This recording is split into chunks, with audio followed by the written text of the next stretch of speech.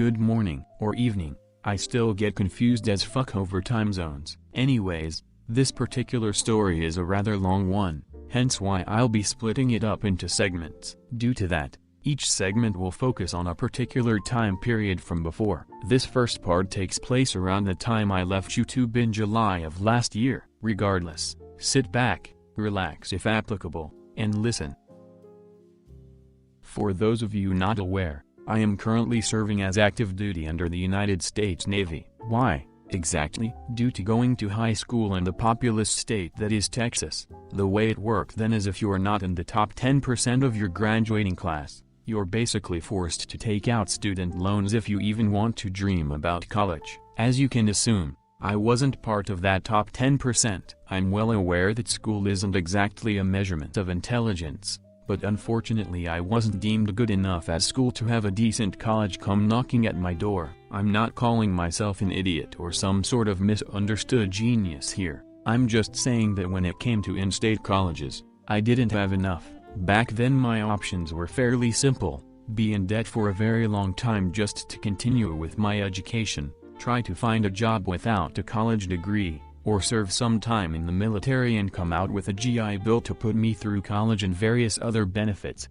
You can imagine which one I picked. Due to my region, there were only 3 open branches for me: the Army, the Marines, and the Navy. I chose the Navy in a heartbeat, as I recognized it as the most fitting option for myself, being someone of average size and build. Not to mention it presented the opportunity for me to be as far away from home as possible. Not that I hate my family, it's just that I like the idea of being dropped into a completely different side of the globe. After speaking with the recruiters there, I was sent with a group of 3 other people to take the ASVAB, an exam that must be taken by all who wish to enlist. I was the youngest of the group, and the only one who was taking the ASVAB for the first time. Naturally, I was a bit nervous about the exam, since I assumed with me being a first-timer, I was at a disadvantage. I was told that the ASVAB covered a wide variety of topics, so I decided to not study and go in blind so as to not drive myself insane with what particular material I should focus on. The exam itself was administered via computer,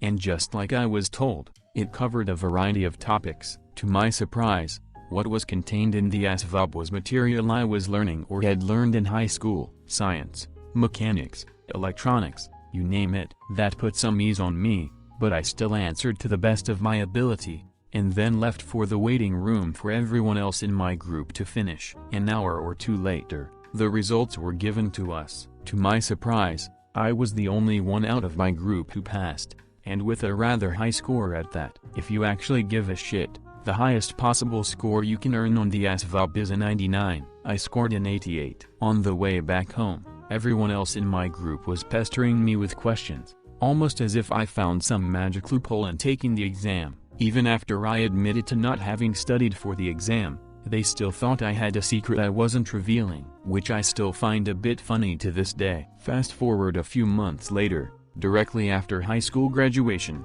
everyone I know is partying the summer away in anticipation of college or working any job that does not require a degree. I myself only had 1 month of summer before I was to be sent to Great Lakes, Illinois for basic training. So what did I do? If you remember from 6 months ago, you probably know, I kept playing Warframe and making videos all the same, because I assumed I wouldn't have the opportunity to play again for a long time. In other words, fuck it, I'm playing some video. That remained the case for a solid month, until the day I was supposed to leave. That day was actually pretty fucking boring. The entirety of it consisted of waiting for briefing to be conducted, waiting for it to finish, waiting to ensure everyone's plane tickets had been printed successfully, waiting to ensure everyone had the required documents, the whole 9 yards. I distinctly remember the last meal I had as a civilian was Chili's, in O'Hare Airport. I gorged myself on food with other people who were leaving as well, laughing and being obnoxious the whole time. Did I know any of them?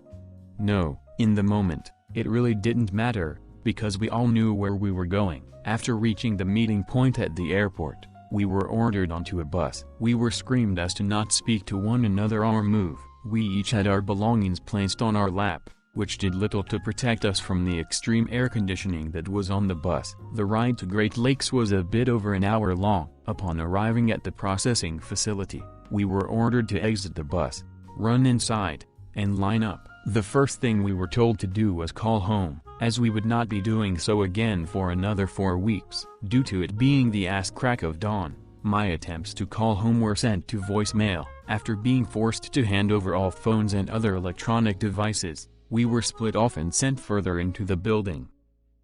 That's all for now. Thank you for listening.